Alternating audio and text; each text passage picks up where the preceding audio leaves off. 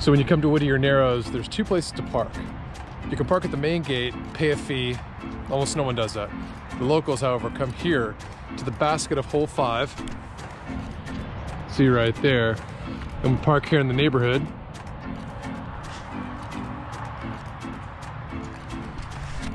Let's park in this corner. This is technically the northwest corner of the park. So what we do is we come here, and as long as there's nobody playing in the hole, on hole number 5, we've got a lot of shade here in the summertime. We can practice our putts on basket number 5, but then when we start the round, we start on hole number 6, where those picnic tables are. Go up to the picnic tables, start the round, and you play all 27 holes, and you'll finish on hole number 5 right here. Catching up with the guys, they just finished hole number 7, and the way we play it, that's actually the second hole that we end up throwing, because we park at hole number 6. So they're about to step up to hole number 8, which is just like hole number 6. Stock hyzer shot. It's a little shorter than hole number 6, so it's great to just get an overstable mid-range, toss it up, and dump it in. Whittier Narrows is an interesting course because if you only look at the ground, you think, it's kind of a dumpy park. But if you look up, there's so many trees. It's really beautiful. Usually not a lot of trash, which is awesome, and there's not a lot of people. So there's never waiting. So that is definitely something working in our favor.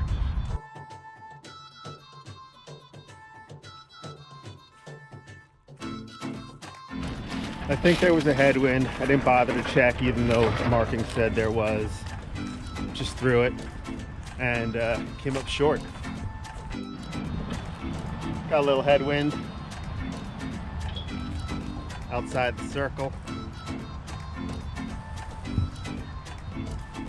Got a little overhang.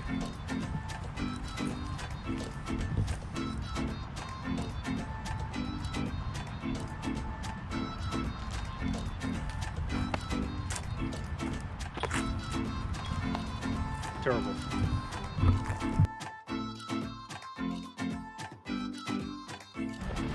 Made an awful first putt, airball to the left. Had a little bit of a tester, but and made the 3, so it's all good. So walking up to hole 9 now, you finish putting over here. That's hole 8, and you walk back to the sidewalk. And there is a coal pit where you empty your coals from your barbecue safely. You'll see a terrible looking 9 painted on the sign, and the tee pad is on the asphalt.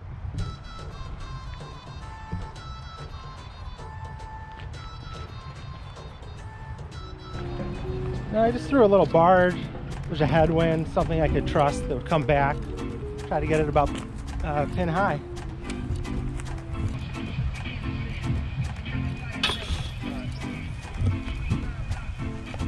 Is that for birdie, dude? Mark it too. Yeah. Here's where people can get thrown off at this course. When you start hole 10, you gotta walk across the parking lot. So here's the main parking lot where you'd park if you started on hole 1. Actually, this is hole 1's tee pad right here. We just finished 9. So I'll show you how to get to the next tee pad. We'll do a little fast forward motion. Representing Echo Park, my consideration for hole 10 is I am paying attention to the wind and just trying to keep it to the left side of the pin. And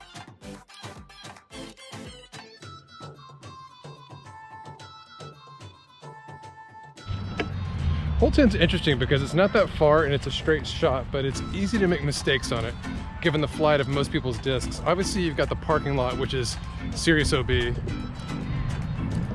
There's always a prevailing right to left wind on the tee pad or in this park.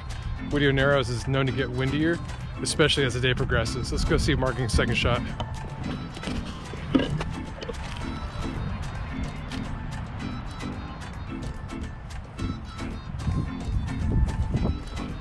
Gator flick shot. What was another scramble shot? I had a poor drive, so Gator's one of those scramble discs for me, and just did a little flex shot and just parked it right near the basket. I'm about to show you hole 11. This is the hole that'll get that ass if you don't play it right. You can play it as a par 4, but if you play it as a par 3, it's gonna be really tough to get. It's definitely the hardest hole on the course. Let me give you a little rundown from what it looks like.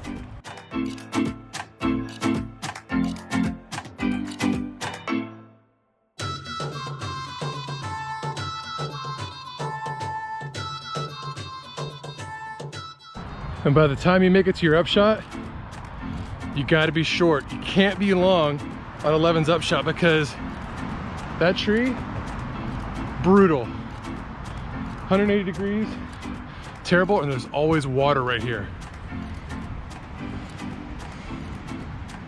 That whole edge of the parking lot has always got water, no matter what. And typically there's always a car parked there for some reason. It might be a friend of the kiosk person, but today, no car, so it takes the stress a little bit out of the upshot.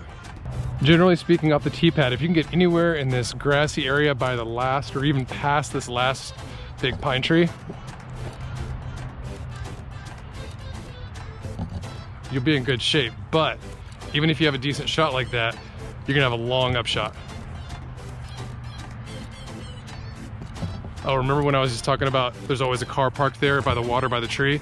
A car just parked there just now.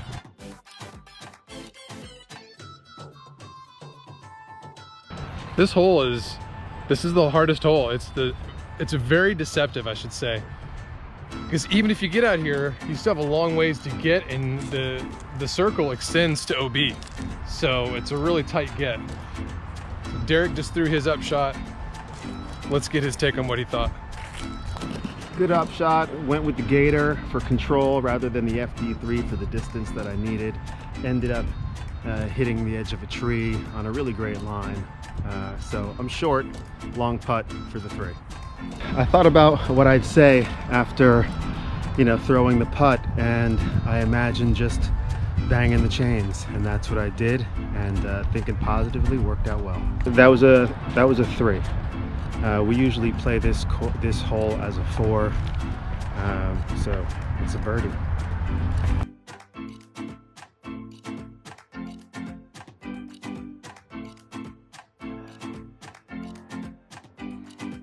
Yeah. If you can get it to be a little lower, a little straighter, it's going to penetrate. Get that penetration. And if it doesn't, then you end up where you and I are, which is like we still got a putt.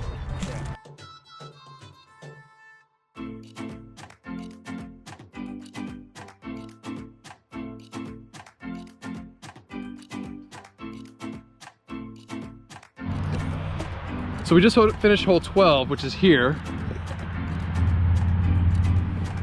Hole 13, you walk down the road. I am not having a good start. I'm 2 over. I got a lot of work to do. But this hole is an island hole, so I'm going to take it far to the right side and have it hyzer in with a PDF, baby. Discmania. What's my score? 4 down. I'm 4 down, so I guess I'm playing okay. This hole I've not been doing well on the last few times, so really I'm just going to chuck it and hope to get lucky. I'm 3 down. This one I'm just going to throw something hard and try to hit a tree and hope I stay in bounds.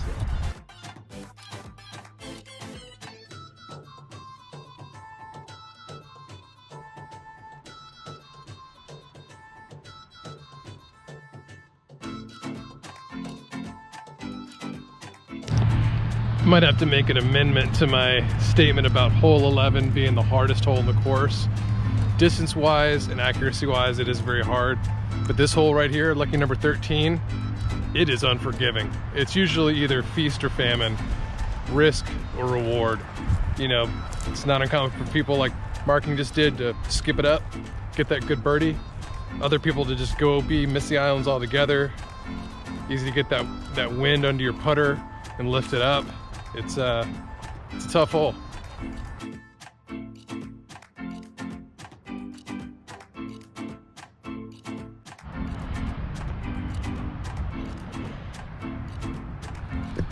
That tee pad on hole 14 is a hazard. Be careful.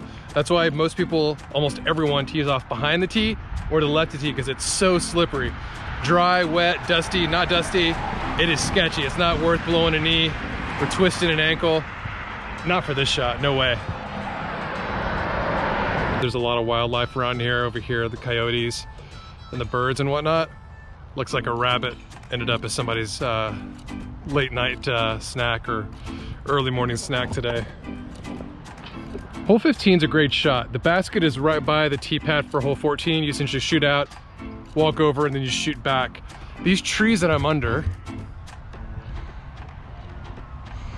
are at the perfect distance for when your disc wants to come in and start to land. So you've really got to throw something really huge over the top, big hyzer, or big forehand flex over the top.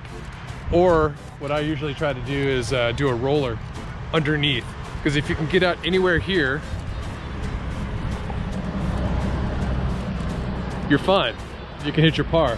Now, I made the mistake of throwing a roller the other day, and it caught a bump and it just went straight into the parking lot. So I went OB long, which is not super common. Usually if you hit the bumps out here for rollers, it'll just make it turn faster or prevent it from turning. And that's a pro tip out here at Whittier Narrows. It's really wide open and it looks like it could be good for rollers.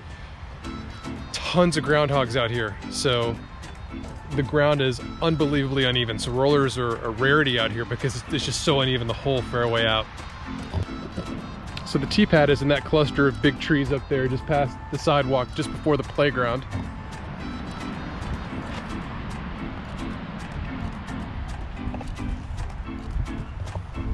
Looks like Derek's gonna go first. I'm guessing he's gonna go big flex forehand over the top. He usually does it, has great success, but he's got a different color disc in his hand today, so I don't know if he's gonna go that route or not. Let's see what he does.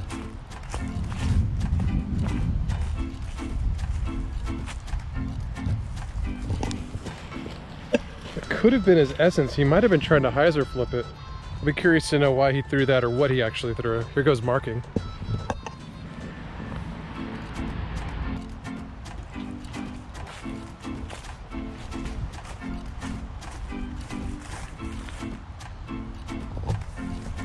Marking with a beautiful shot. Beautiful, beautiful flex shot. Made it over the trees. He's well inside the circle. He might be only like 8 feet out or so.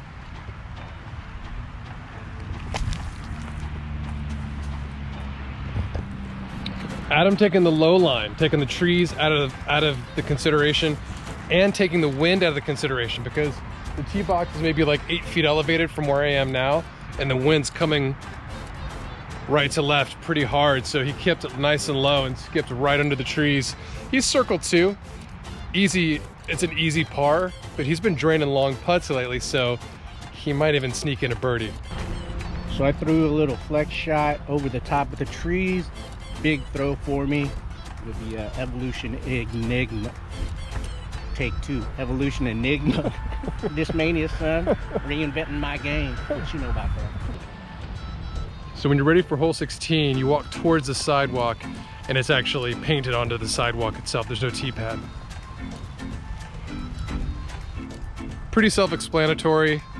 You park here at hole 1, you finish at 18, it's pretty easy. But again, most locals don't park at hole 1 unless they have to. So this is where the course can get a little bit confusing. So what we do, because we start on hole 6, we jump from 18 to the alternate holes, which is very counterintuitive. So we're gonna walk from 18's basket to the low slung tree that looks like a giant bonsai tree on the other side of the fence. So we're gonna be essentially walking back towards the tee pad of 17 and back towards the basket of 16, but we're gonna aim for that little low slung pine tree. And that's gonna kick off the alternate holes on this course. Now Whittier has 24, 26 holes in total.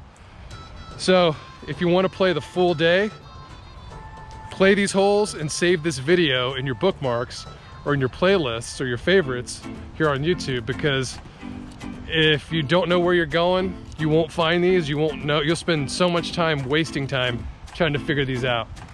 Once you get it down once, It's pretty easy, pretty self-explanatory. For the first time out, watch this video, maybe even bring it with you. Anyway, I'm gonna go up here into the shade tree. These guys are gonna putt out 18, and we're gonna jump into the backside extra holes. So this first alternate hole doesn't have a tee pad. It's just a really uneven dirt mound, and the rule is just find a place that's level for you and just throw from there. You're gonna see quite a few old school single chain baskets off this tee pad. You're gonna aim left to the yellow basket in the grove of trees. So if the tee pad is 12 o'clock, you're gonna aim towards like 11 o'clock out there, just to the right of the fences out here.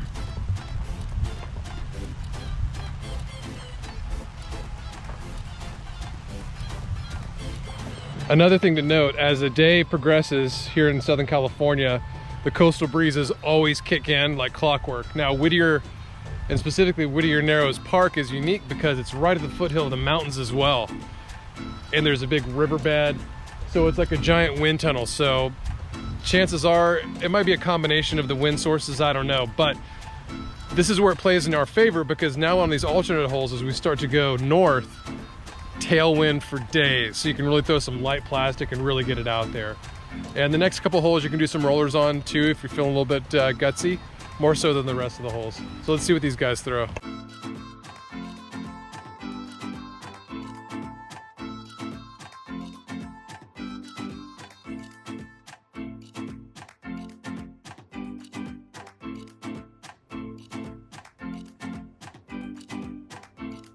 No, the camera's always got to be on. I'm 5 down right now. My round's going pretty good. Missed a couple of easy birdies.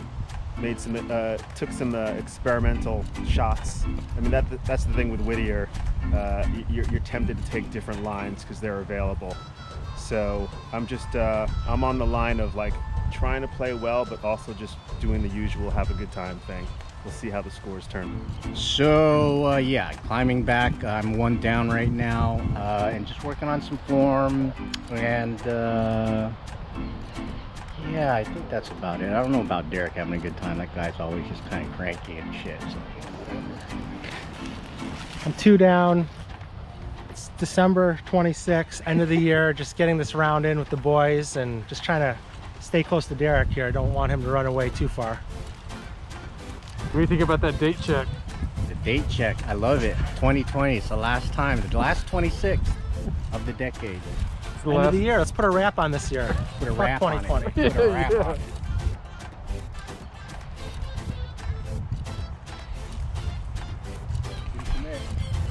Hole 20 is just like hole 19. There's no tee pad. You'll just see a dirt runway like you're in Central America doing something shady in an airplane.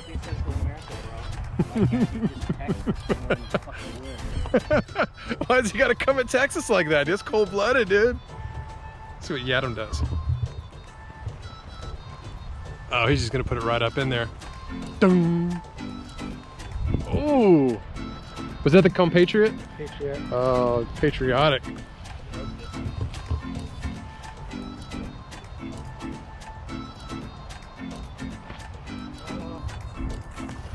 What's up with that, dude?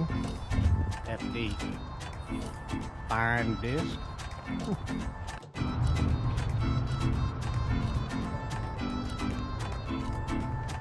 And as you walk to tee pad for 21, don't forget to feed the gator.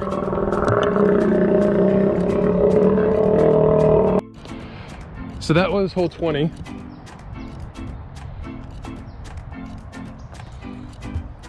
You're gonna follow that sidewalk. The first left you can make in that perpendicular section, you'll see some markings on the ground for the tee box for 21. You'll see the guys over there.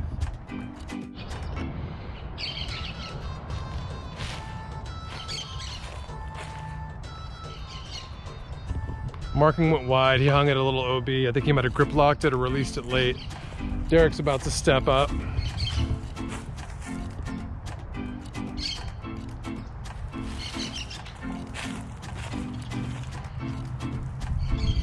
That's a good shot. That's where you want to be. Just in the fairway. That's an up shot. It'll be easy.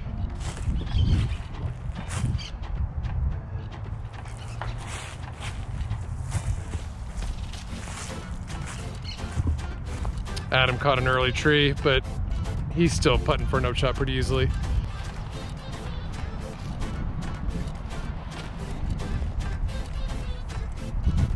What'd you throw, dude? Zone. Did a little hyzer. Probably a little short. Need to be more aggressive. Was the wind a factor at all? Or was it pretty cool? No, the wind was definitely a factor, left to right. Yeah. So the basket for 21 is right by the tee pad of hole number 7 from earlier today. That's hole 7. That's the basket for hole 6. So now we're walking over to hole 22. So you're gonna walk past the sidewalk.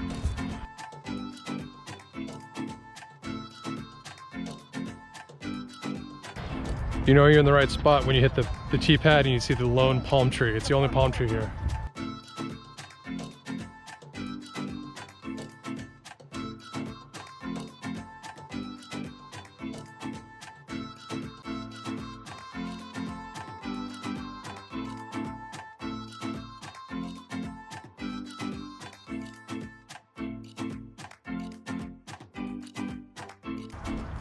.22 is fairly long, and there is a double mando. It's hard to see from the tee box. It's a really wide double mando, but it is there. So it's these 2 big pine trees.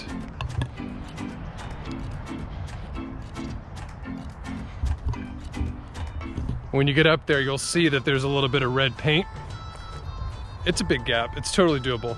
The tendency off this tee pad is to try to go as far as you can, and sometimes that can affect your aim. So if you can go really far, really hard with good accuracy, no stress. But if your accuracy starts to wane because you're trying to go too far, just aim for splitting the mando.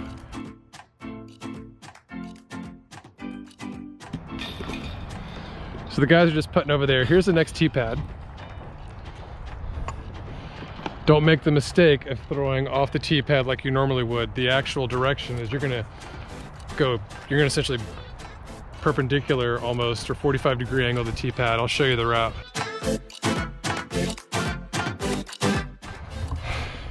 And that's the fork in the road. You can go straight left of this tree, or you can go a little bit of a hyzer to the right.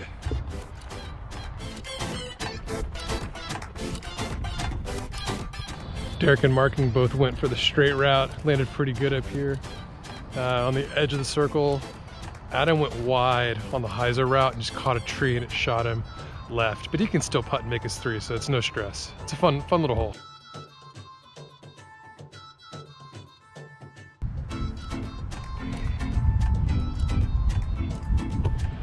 That's another little mental note. Bring a towel. Discs can get really dusty out here because of all the groundhog holes. A little coal tank here for dumping your coals after barbecue. That's your point of reference. Walk back towards the sidewalk. See the manhole cover, and then you'll see the pink paint right in front of the manhole cover.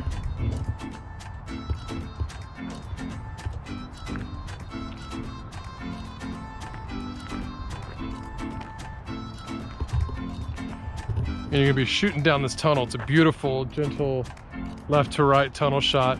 You'll see the basket out in the sun out there in the field.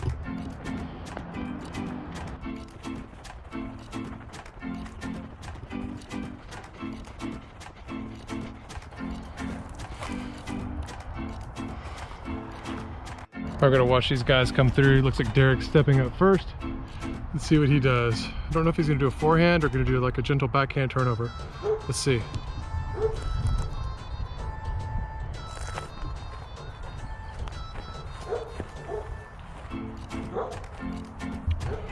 Looks like he did a little backhand turnover. Comes Marking. Lining up for a forehand, I think.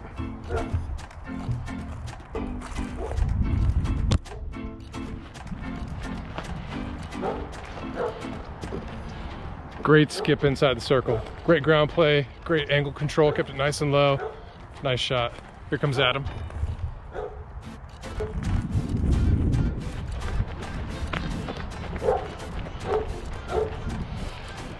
Great shot from Adam. He went a little bit long, which is good. He's still just inside the circle, maybe like 25, 26.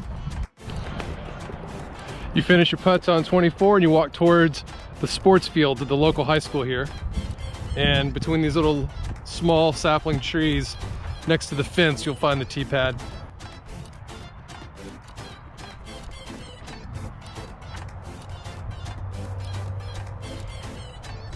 A common and very frustrating mistake on hole 25 is not committing to the turnover shot for the backhand right hand.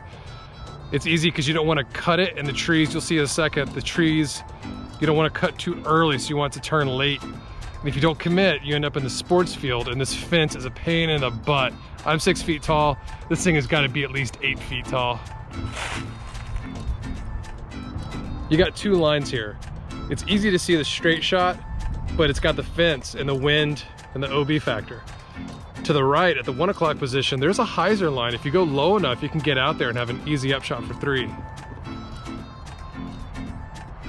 I'm gonna take you down the hyzer line so you can get an idea of what it is if you're right hand, backhand, because the straight shot is pretty self-explanatory.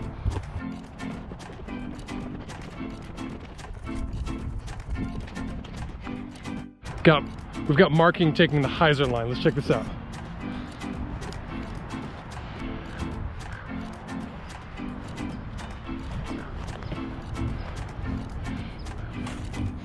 He turned that one over a little bit, but that's not bad because you got a lot of distance. Easy upshot for par. Maybe a long birdie, we'll see. But that's not a bad shot at all because there's a lot of these little low-lying trees and big trees in the fence. You got to be happy with that.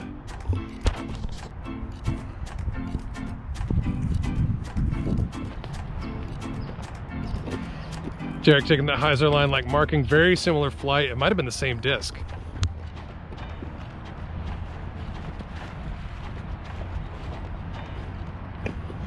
That was Adam. He took the straight shot with the anhyzer. It burned out a little bit, but that's good. He's not OB. He didn't kick off a tree. So that was the tee pad we just teed off from. They shot here to that basket. Now you're gonna walk down the sidewalk.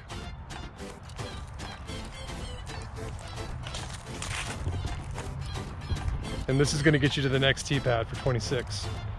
Some white paint right now. You see it right here.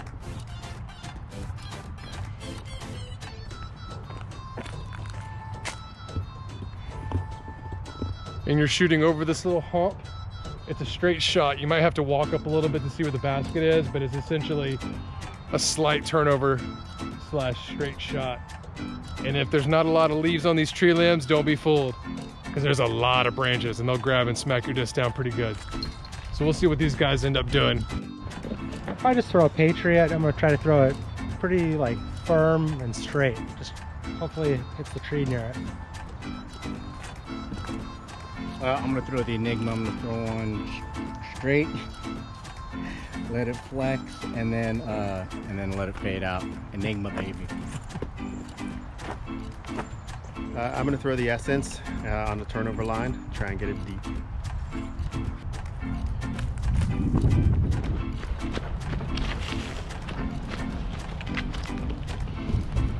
That's a great shot by Derek.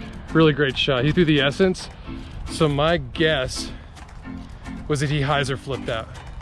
He kept it low, hyzer flipped it, avoided the hill, avoided all the branches, played it with some confidence, probably put a pretty steep hyzer angle. We'll have to ask him about that, but he's actually beyond pin high. He went a little bit of BTS. That's a good problem to have, especially with the wind from where he's putting.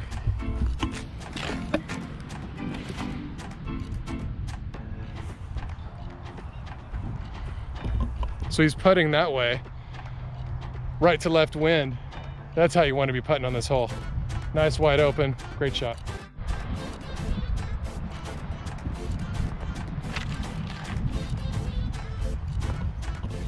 That was a surprisingly touchy shot. Low ceiling, steady headwind, and he threw his pure, which can turn over on a little bit, so that was a really confident upshot. He'll be putting for 3, no problem. Here goes marking with his upshot.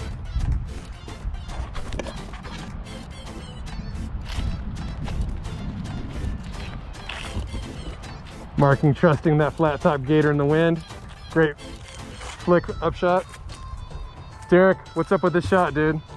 I crushed it through a laser. Got a good putt on it, so finally a good drive.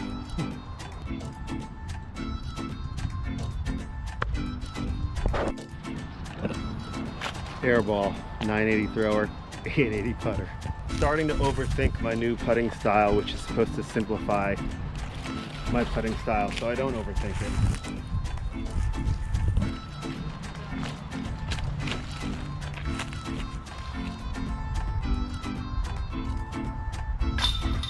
I'm gonna have to ask these two guys about their upshots. So Marking and Adam had pseudo-similar placements off the tee pad. Marking was a little bit further, but their upshots were totally different with two totally different types of discs, and they were both great. So I'm curious to get inside their head a little bit to understand why they threw what they did as opposed to something else. Okay, so I threw my Enigma on my drive. I had a great drive. Unfortunately, it hit a tree that was short but across the street or the path. And I was about maybe 100, 150, yep, 150 out, threw my Gator flex shot on a flick. Gator done. It's a big utility disc for me. I had the same drive as Marking, but instead of throwing the flick, I threw a pure, nice and straight, set it and forget it.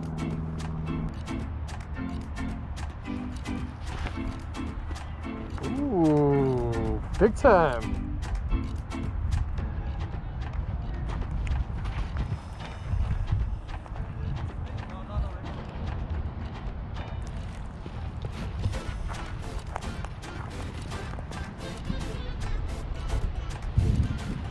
Yes, sir.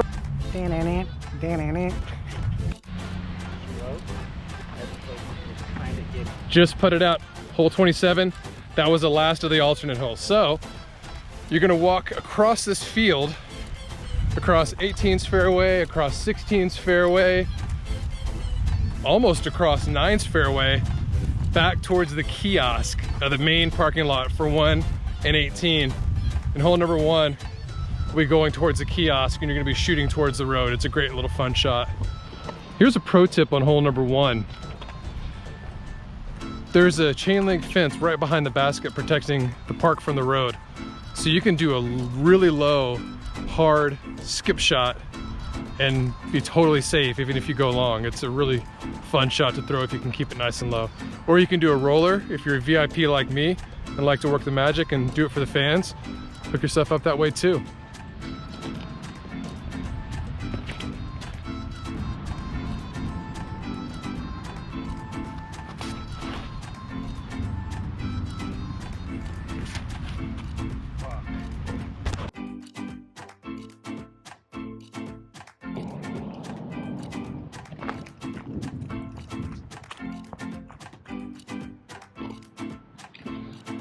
That's Marking's drive, by the way. Laced it. Here goes Mad Yummy.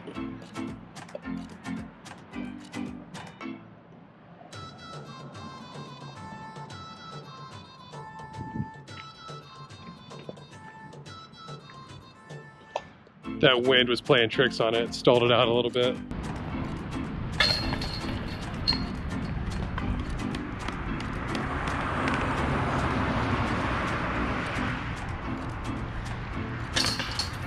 Finished putting on 1, walk towards the giant electrical structures, and the tee pad is between the two of those.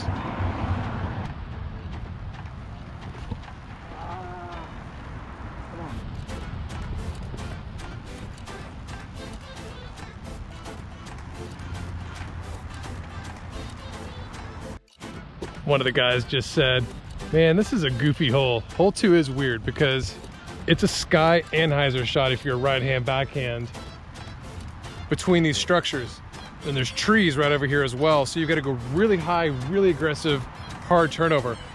Here's the challenge: if you do it with a flippy disc, it's just going to cut or it's going to continue to glide anhyzer, which isn't the end of the world, but that's not what you want.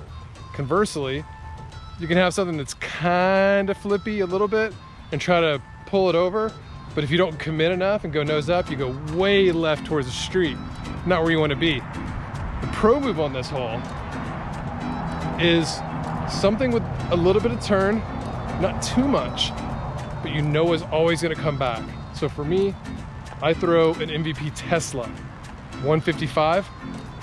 Has a slight bit of turn, but it always comes back. So I crank it as hard as I can, big sky anhyzer, and it looks like it's going to pancake out forever, but then it'll stall right under the trees and fade back in a good spot. And that's what you want it to do. You want a big sky anhyzer that'll hold it just long enough that'll fade back right at the end just a little bit.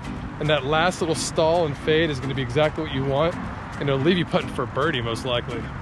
Either way though, it's not a hard par as long as you can throw a big sky anhyzer.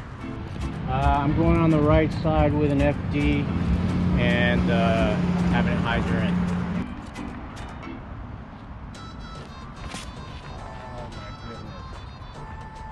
Hyzer, low hyzer, up the right side.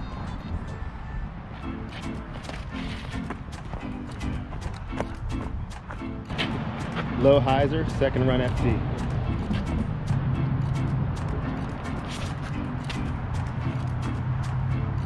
That's the tee pad down there. I'm standing down the straight slash left tunnel that most people don't want to throw.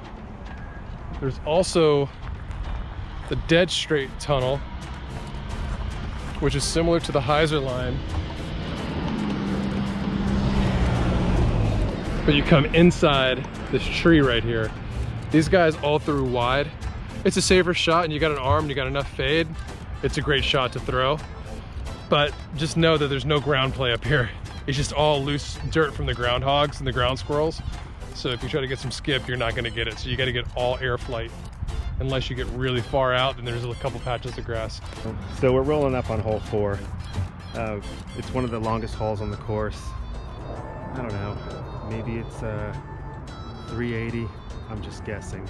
But it's definitely something where you want to get past these benches. Hope you have you're close enough for a look.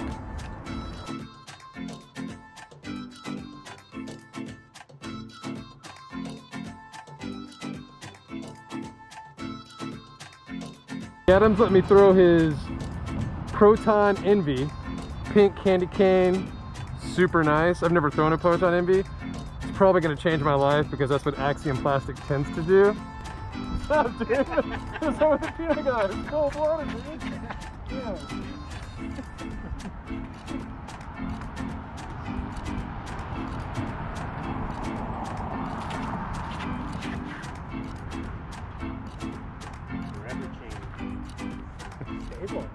Roller. It's a little bit stable. See, now the word on the street is that the Proton plastic can be a little understable, but to Adam's point, the owner, it's a little bit stable. Not bad, but you know, what are you gonna do?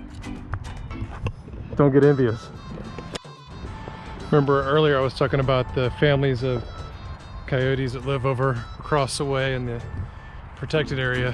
Looks like there's one out here hunting on the private property fenced off area across the street. He is unbelievably camouflaged. I don't know how Marking saw him from 400 feet out. I mean, he is unbelievably camouflaged. I'm gonna go up to the fence and see if I can get some video of him. Impressive, because usually we always see them on the go. We don't see them hanging out. I think he's going for a ground squirrel because there's ground squirrels all over here. And he's hanging out, sniffing at the ground, not moving around, staying really focused. So he must be going for some early dinner as the sun starts to go down a little bit here.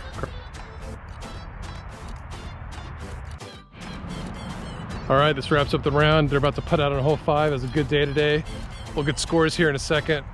Just like always with Whittier Narrows, don't have to wait for other people on tee pads because it's never very crowded. So come out and check it out, just east of downtown LA, about 10 to 15 miles north of Long Beach in Orange County.